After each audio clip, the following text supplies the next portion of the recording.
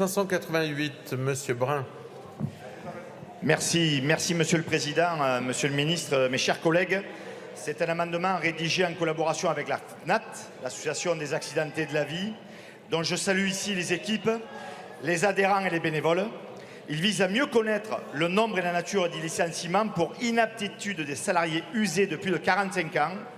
La FNAT dénonce le silence absolu du texte sur cette épidémie silencieuse et nous souhaitons, par cet amendement, pour notre part, disposer d'une information fiable et transparente sur ce fait social majeur.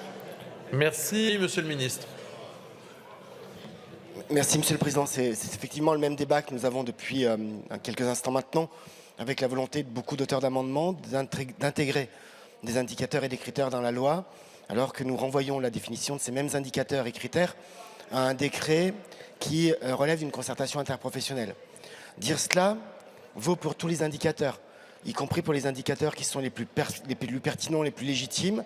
Je l'ai indiqué tout à l'heure pour les questions de formation, je l'ai indiqué pour les questions de santé au travail, et bien évidemment que les attentes exprimées par la Fédération nationale des accidentés du travail, la FNAT, sont des attentes qui sont légitimes et importantes, qu'il faut intégrer dans cette discussion-là.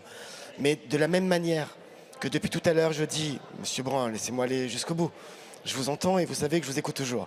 Mais de la même manière que je dis depuis tout à l'heure que les indicateurs doivent permettre une modulation par branche et que c'est dans le décret qu'ils trouvent leur place, c'est une demande de retrait ou à défaut un avis défavorable. Merci, Monsieur le Ministre.